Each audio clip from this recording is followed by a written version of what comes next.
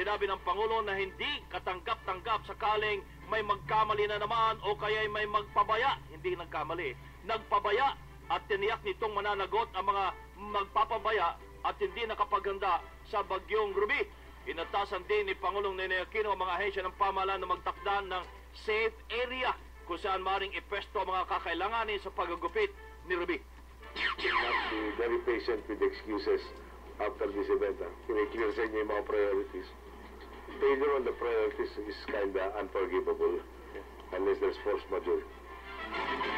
Diniklara din na inirekomenda rin ng Pangulong Ninoy Aquino na ideklara ang state of national calamity sa buong bansa upang maipatupad ang free sa mga presyo ng bigas, asukal, gatas, tinapay, kape, mantika, mga pagkain dilata at noodles at iba pa pangangailangan para hindi makapagsamantala mga negosyante. Isama na ho dito yung mga bottled water. Iniulat naman ni Energy Secretary Jericho Petilla na nagsara na ang ilang tindahan sa Leyte dahilan sa panic buying. Bakit siya? Ha? Bakit si Energy Secretary? Hindi, natanong siya kahapon kasi. Di ba taga Leyte nga? Yung kapatid niya ang gobernador doon. Pero meron pa rin naman natitira, sabi ni Mayor. Hindi naman lahat. At sa pier pala, may nakatambak. Hindi lang nakukuha pa sa pier. Oo, ang takot kasi ngayon doon talaga, yung looting, kuya. Yun ang sabi sa akin kagabi ng mga Sabi naman ni Mayor, may mga sundalo. Handa sila ngayon, ha? Yun lang ang sa atin, ano? Yung daluyong ng looters. Hindi ng tubig, ha? Sinasabing mahaba nga yung pila sa mga grocery store at ang nauubos kagad ay ang canned goods at noodles, tama? Pumipila na rin po sa mga gasolinahan sa Tolosa, Leyte, sa Borongan, Eastern Samar. Ito, marami ng tindahan na nagsara. Yung malalaking, yung ibang gusto mag-replenish, hindi sila maka-replenish ngayon. In fact, karamihan ng schools ngayon sa Tacloban, walang pasok ngayong araw. Sabi ko, may araw pa ngayon eh. But I think everybody's panicking at this point. Pero ang sabi nga, meron nga, dapat si Mayor magbigay talaga ng impormasyon.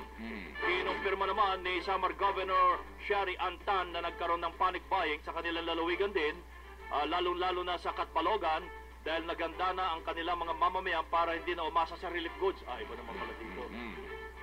Nagkaroon na nga ng panic buying simula kaninang umaga. Ang mga tao nag-iimbak talaga ng pagkain. Good thing lang din to kasi noong time ng Yolanda, hindi masyadong nakakaanda yung mga tao. So parang naging dependent sila dun sa relief goods. Yun. Hindi ka agad dumating. Dinagdag pa ni Governor na meron naman silang nakaresebang 3,000 sako ng bigas, ganyan din ng noodles at sardinas na tatagal ng mga 3 araw. Sinabi naman ni Tacloban City Mayor Alfred Romualdez na walang katotohanan report na nagkakaabusan na ng mga produkto sa kanilang lalawigan dahil sa panic buying, pero maganda daw pala tandaan ito dahil ipinakikita lamang ng mga mamamayan ng mga residente kung ano ang dapat nilang gawin. Nasa 75% na rin anya ang nailikas sa mga residente, bukod pa sa tuloy-tuloy ang kanilang paghahanda kabilang na ang positioning sa mga pulis na dumating na at mga sundalo, gayon din ng kanilang mga rescue team. Tuloy-tuloy naman yung paghahanda namin po, and tuloy-tuloy rin yung pag-evacuate ng mga ibang tao. Okay. Nasa 95% kami, halos ilan-ilan na lang natitira na mag-evacuate na this morning. Nag-preposition na kami ng hindi lang police, pati military. Nag-download na sila sa amin ng tao. Naubos nga ba talaga ho ang supply sa mga groceries? Hindi naman ho lahat. Panic buying is a good sign that people now are getting ready, people are aware. And sa tingin ko, nagpapanik sila dahil marami-rami ho masyadong yung mga forecasting na iba-iba eh. Kaya hindi namin ma-pinpoint ano ba talaga yung mangyayari. Yung mga paninda pala groceries, sabi nga niya, nandun sa mga container vans pier, hindi pa lang nagagalaw. At yung ibang tindahan talaga, pati mga malalaking mga mall doon, nagsara dahil gusto rin nila nilang pauwiin muna yung kanilang mga tindera, mga tao, para makapaghanda din naman. Saka yung yung sinasabing peace of mind ng mga negosyante dahil ang iba nga hindi na ho naka-recover matapos mabiktima ng mga looters. Ay, kagabi yun talagang sinabi sa akin ng ating... Yun ang tinanong ko rin, para mga looters, Mayor. Mabuti daw naman ngayon Pinaghahandaan nila. Nandun na ang mga sundalo at mga Oo. pulis, hindi katulad ng Yolanda na 2 araw bago dumating. Alright. Samantala kabayan, sa Leyte pa rin. Sinabi po ni Governor Dominic Petilla na kusa ng lumilikas ang mga residente sa kanilang mga lalawigan habang patuloy nilang pinaalalahanan ang mga residente na gawin ang kanilang mga natutunan sa mga seminars at drill gaya ng paghahanda ng pagkain, tubig at flashlight. Ang decision lang namin dito na pagkasunduan namin na hindi pa natin alam kung saan, no? Pero ang decision namin is we will prepare, parang bahala na kung ma-overthink to, we will prepare as if Yolanda ang darating. Si Leyte Governor Dominic Petilla sa G1 Eastern Samara. Sinabi po naman ni Mayor Christopher Gonzales na inilikas nila ang mga nakatira sa mga island barangay na lantat sa banta ng storm surge. Pinulong rin nila ang mga kapitan ng mga barangay sa mismong bayan para sa preemptive evacuation ng mga coastal barangays. Mas mainam na po na naka-in-place na sila kasi medyo marami-rami po ito na inaasikaso natin, especially I have 19 island barangays and I have 60 barangays, 47 of those na nasa coastal. Si G1 Eastern Samar Mayor Christopher Gonzales. At the-report naman sa DCMM ni Engineer Levy Nicart ng PDRRMC Eastern Samar na maraming residente na ang nailikas habang iba ay patuloy ang monitoring sa galaw ng Bagyong Ruby para matukoy kung kailangan na nilang lumikas. Wala silang problema sa komunikasyon, ngunit medyo nagkakaabusan na rin ng gasolina dahil nag-iimbak na rin ang mga lokal na pamahalaan. Meron nang nagaganap ng mga preemptive evacuation. So ay lugar ng Artinche, Borongan City, Banadid, Balangkayan, Iuran, Ternani, and meron din po sa San Julian. So yung iba naman, niluluto po nila talaga yung galaw ng bagyo. So kailan ba yung tamang oras para lumikas sila? Wala pa naman problema po sa communication. Bukod po naman ng gasolina, yung dahil po yung mga LGUs, nag-i-imbak po sila, lalo na gagamitin sa evacuation o sa recuperation, medyo yung madaling maubos po yung mga gasolina sa mga gasoline station. At saka ang problema sa summer, Ted, napagalaman ko na dahil minadali yung supply ng kuryente, karamihan ay temporary. Kaya baka kaunting hangin daw ay magsipagtumbahan ulit. Bueno, kabayan, sa oras na alas 7:13. Oras hatid sa inyo ng Alba Watch. Para sa inyo, bagay sa inyo, gawa ng Seiko. Sa pinakahuling lagay ng panahon. Ang bahaging ito'y hatid sa inyo ng Tusiran. Pag non-stop dry cough, Tusiran ang dapat gamit. Lumakas kabayan pero bumagal ang Bagyong Ruby habang papalapit nga ng Eastern Visayas. Huling namataan ang Bagyong Ruby sa layong 485 kilometers. Silangan po ng Borogan sa Eastern Samar. Taglay po nito ang lakas ng hangin aabot sa 215 kilometers per hour malapit sa gitna at pagbugsong 250 kilometers kada oras. Kumikilos po ang Bagyong Ruby ng pakanluran, hilagang kanluran sa bilis na 13 kilometro bawat oras. Bumagal ho talaga mga kaibigan from 30 naging 13 kilometers per hour po ang kanyang paggalaw. Inaasahan po magla-landfall ang bagyo sa bahagi po ng Eastern Samar bukas ng gabi o linggo ng umaga. Kahapon po ito ay dapat bukas daw ng umaga o tanghali. Ngayon po naman binago na naging gabi o kaya po naman ay linggo ng umaga. Nakataas na po ang storm signal number 2 sa Sorsogon, Ticao Island, Masbate, Northern Samar, Eastern Samar, Samar Province, Biliran, Leyte Province, Southern Leyte, Northern Cebu, Cebu City, Bantayan Island, Camotes Island, Surigao del Sur, Agusan del Norte, Surigao del Norte, Dinagat Island at Siargao Island.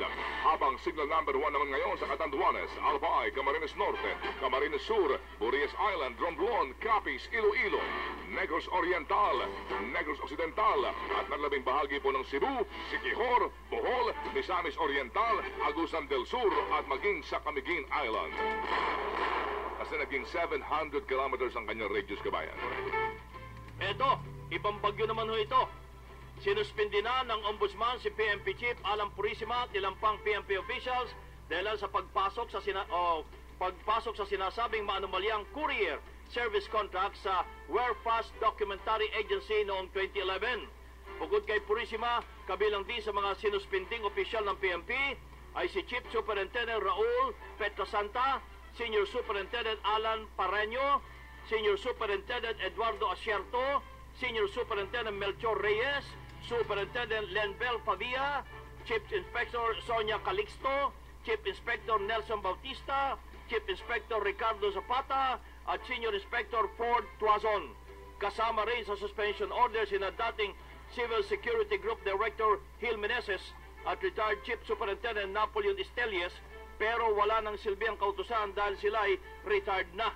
Inatasa ni Ombudsman Conchita Carpio Morales si DILG Secretary Mar Rojas na agad ipatupad ang 6 na buwang preventive suspension laban sa naturang mga opisyal. Unang binunyag ng ABS-CBN News noong Marso 2014 ang tungkol sa kontrata sa pagitan ng PNP at ng WERFAS sa pagdideliver ng mga lisensya ng baril. Nireklamo ng mga lehitimong gun owner ang overpriced na courier fee ng WERFAS na 190 pesos sa Metro Manila at 290 pesos sa lalawigan. Kwenestyon ng mga gun owner kung bakit mas mataas ang singil ng WERFAS kumpara sa LBC na 90 pesos lamang.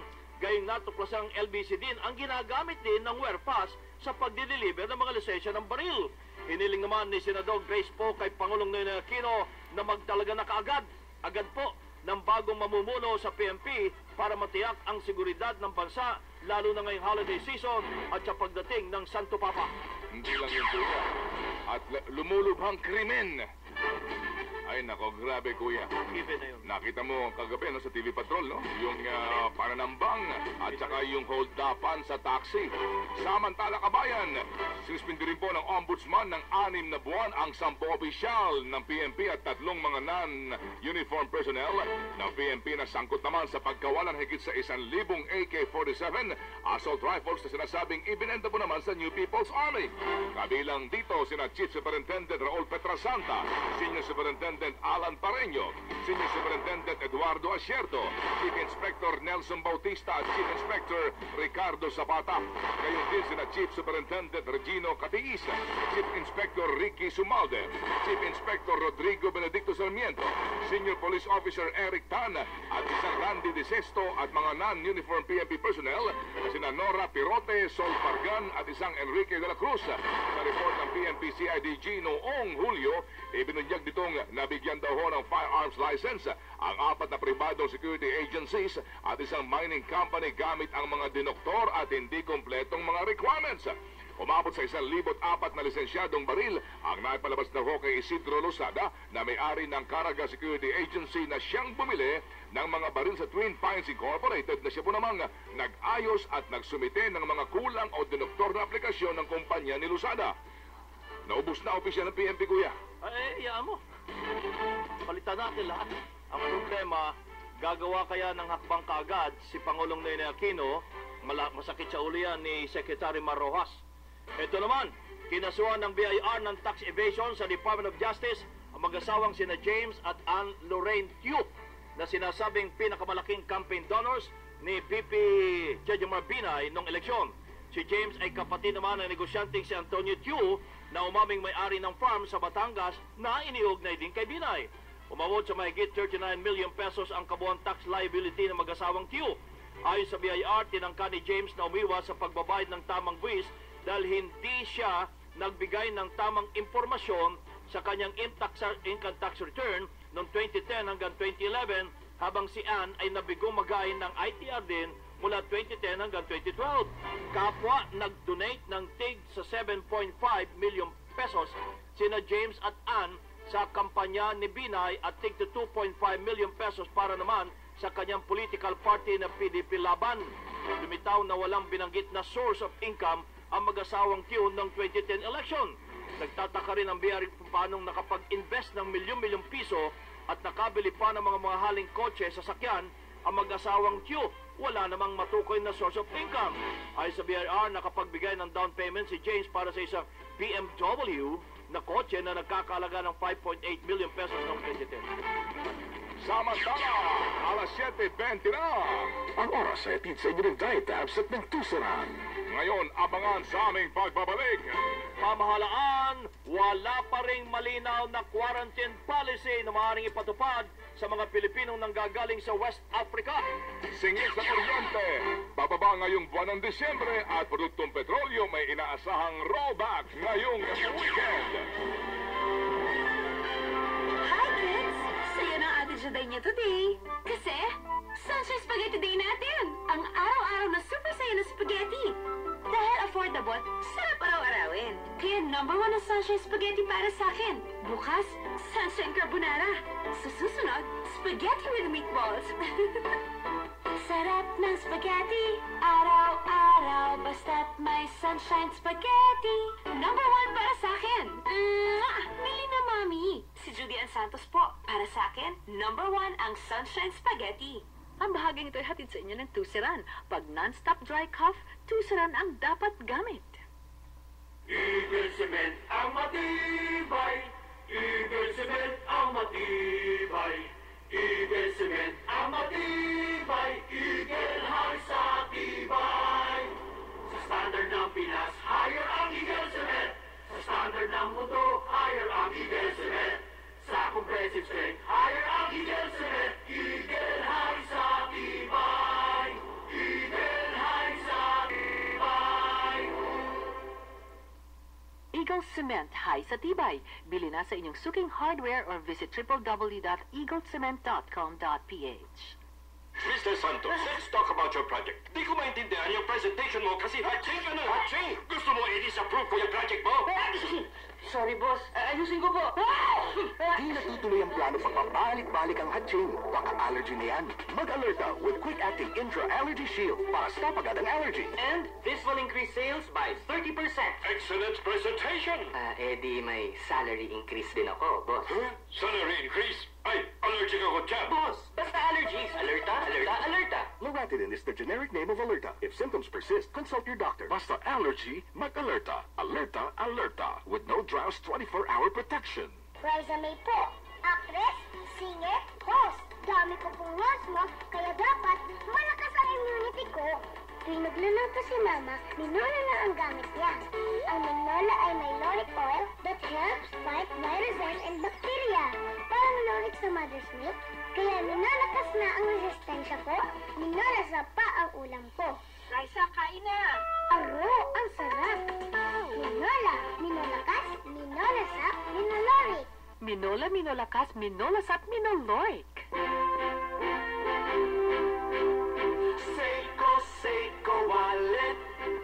Ang wallet na maswerte. Balat nito ay genuine. International pa ang mga design. Ang wallet na maswerte. Seiko wallet. Ang wallet na maswerte. Seiko wallet. Seiko Wallet, ang wallet na maswerte. Patuloy ang ating mga nagbabagang balita. Sinasabing wala pa ring malinaw na quarantine policy ang pamahalaan na maaaring ipatupad sa mga Pilipino na galing ng West Africa. Ito'y galing mismo kay Foreign Affairs spokesman Charles Jose na walang nabuong kasunduan ang interagency body na inatasang bumuo ng mga patakaran o policy dahil kailangan pa ng mga karagdagang pag-aaral hanggang ngayon. Dahil andito, dapat na niyang ipagpaliban ng pamahalaan ang plano nitong itaas ang Alert Level 3 sa mga bansa sa West Africa, katulad ng Guinea, Liberia, Sierra Leone, katulad ng nangyari sa mga manggagawang galing ng Sierra Leone na hindi nakahanda ang quarantine. Samantala, meron nakaampang roon pa naman daw sa halaga ng mga produktong petrolyo ngayong weekend. Ito dahil sa patuloy na pagbabaho ng halaga ng langis sa world market. Bukod sa oil price rollback, mababa rin daw ang singil sa kuryente ng Meralco ngayong Disyembre. Pero sa susunod na linggo pa, i-anunsyo ng Meralco ang halaga ng ibabawas na bayarin sa kuryente. Pero sa kabila po naman ng good news, kabayan, posibleng tumaas daw ang presyo ng kuryente sa bansa kung matutuloy ang pagbabayad daw ng pamahalaan ng 62 bilyong piso sa higit na 9,000 empleyado ng NAPOCOR na tinanggal sa trabaho nang ipatupad ang EPIRALO. Ang sistema, kalokohan ito. Dahil ang ibang mga pinag-retire dyan, hinarap din naman nila ulit eh. Ang problema diyan, ang paano daw nakaabot ang computation ng Supreme Court. Humirit naman ang Senado ng realignment ng 68 billion pesos mula sa panukalang 2.6 trillion pesos na national budget sa susunod na taon. Sinabi ni Senate Finance Committee Chairman Francis Escudero na manggagaling ang 53 billion pesos na pondo sa unprogram fund. Talaga palang may unprogram fund, ano? Habang 14.4 billion pesos naman sa program agency appropriations. Pero Ayaw nilang tawagin itong pork barrel fund. Hindi raw pork barrel ito, Ted. Ang program nga, Nga. Ang inilipat ng pondo dahil isinasagawa daw ang amyenda habang isinasagawa pa ang deliberasyon sa National... Kala ko approve na. Kala ko approve na yung budget. approved na. In principle. Abangan! Bank manager, binaril at napatay ng riding in tandem sa Caloocan City. Real estate broker patay matapos manong makipagbarilan sa mga pulis ng Maynila. Ito magandang kabayan, 4 na staff ni Senador J.V. Ejercito Hino dapat binaril habang sa ng taxi sa Maynila. Isa sa mga biktima, sugatan. Ano ang the best in the Philippines kapag Pasko? Noche Buena! Puto bumbong! Hamon at keso! The best ang may keso sa Baguio. The best ang mangoes and cream dito sa Guimaras. Alaki! The best naman ang coffee crumble sa Batangas. The best ang mga puno pa sa Laguna. Ibabalik namin ang the best sa Pasko. The best flavors from Magnolia, best of the Philippines. Ube queso, mangoes and cream, makapuno langka, and coffee crumble. Tikman ang sarap ng Pinas. Make the best of Christmas with Magnolia Best of the Philippines flavors. Ube queso, mangoes and cream, makapuno langka, and coffee crumble. Fresh chilled beef, check. Pork chops, check. Seasonings, check. Easy parking, check. Personalized service, check. Check out the one-stop shop for your cooking needs. Monterey Meat Shop Plus, a clean and safe, trusted brand. Fresh quality meats and an assortment of cooking needs. Plus, personalized customer service from your expert Monterey Meat Shop butchers. Check. No long lines? Check. Monterey Meat Shop Plus, home of fresh meats and more. Monterey Meat Shop Plus, home of fresh meats and more. Ang dali magmamaya na sa mga bagay na akala mong baliwala lang. Dad, bayaran mo na yung kuryente. Mamaya na. Naku, mamaya maputulan na tayo. Pag puro mamaya na, baka maging malaking problema. Ganyan din sa sipon. Pa, mag-niusap ka na. Mamaya na. Okay, pa?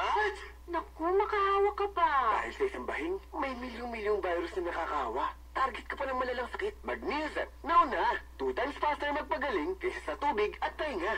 Coco Martin po. Sa sipon, huwag mamaya na. Mag-Neozep. Now Northern HCl Provenamine Malway Paracetamol is the generic name of Neozep. If symptoms persist, consult your doctor. Balita ko'y may trabaho ka na. Excelente, good shot na. Pasado ka daw sa tatay ni Trina.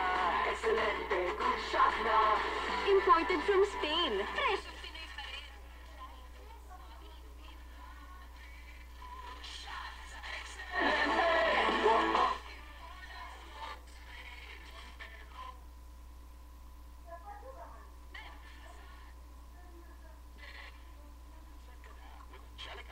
Excelente, imported from Spain. Light inumin. Presyong Pinoy pa rin. Drink responsibly. Julius, tinanghali ka na naman! Julius, sakit pa rin ang katawan ko eh. Julius, patulong naman! Sorry, Brad. Sakit pa rin ang balikat ko. Di kinaya ng tulong. Di matanggal na sakit ng katawan, kulang ang tulog lang. Dapat Alaxan FR. May muscle penetrating action. Pinipigilan ng kirot at maga na di kaya ng tulog lang. Wala manilit, ha? O ano, Julius? Matutulog ka na lang. Boss, wala nang tulugan. Trabaho lang. Kumarga na ako ng Alaxan FR. Yan! Ibuprofen paracetamol is the generic name of Alaxan FR. If symptoms persist, consult your doctor. Miss, sakto ba naman itong loperamide na walang brand? Siguro po. Sa diarrhea, di pwedeng siguro. Dapat siguradong tapos. Dapat Diatab. Di tulad ng ibang mga generic na pwedeng kulang-kulang ang laman. Ang Diatabs ay 100% siguradong sakto ang lamang loperamide. Para siguradong tapos agad ang diarrhea, sa Diatabs na ako. Loperamide is the generic name of Diatab. If symptoms persist, consult your doctor. On a Friday morning, nagmamadalit si Tia, alam ko, DJ Chacha. Tina Manasigan. Traffic report, Tina. Mga kabayan, uunahin nga natin silipin itong area ng Katipunan dahil yung mga motorista natin na papalabas sa may area ng Tandang Sora ay nararanasan nila ngayon ang napakabagal na daloy ng mga sasakyan hanggang dito sa may area ng Ateneo. Pero asahan na mas tuloy-tuloy na ang daloy ng mga sasakyan dito sa may tapat ng Xavier Village approaching sa may bahagi ng Aurora Boulevard. Sa may Pituazo naman area tayo, dyan na sa mga motorista natin na papunta sa may area ng Cubao at babaybay sa may northbound lane. Light to moderate po ang traffic flow natin. Samantalang mas mabigat ang daloy ng mga sasakyan sa may southbound lane.